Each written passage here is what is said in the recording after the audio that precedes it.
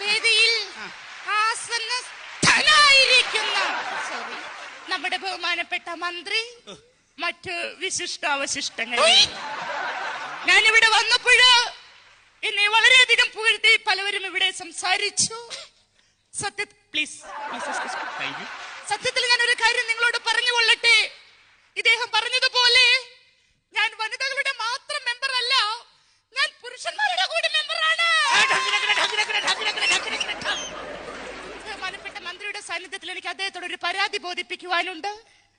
കാരണം നമ്മൾ ദിവസവും രാവിലെ ടിവിയിൽ കണ്ടുകൊണ്ടിരിക്കുന്ന സുപ്രഭാതം പരിപാടി പല സ്ത്രീകളുടെയും തിരക്ക് കാരണം അത് പലർക്കും കാലത്ത് കാണാൻ സാധിക്കാറില്ല. ദയവ് ചെയ്ത് ബഹുമാനപ്പെട്ട മന്ത്രി ഇടപെട്ടുകൊണ്ട് ആ സുപ്രഭാതം പരിപാടി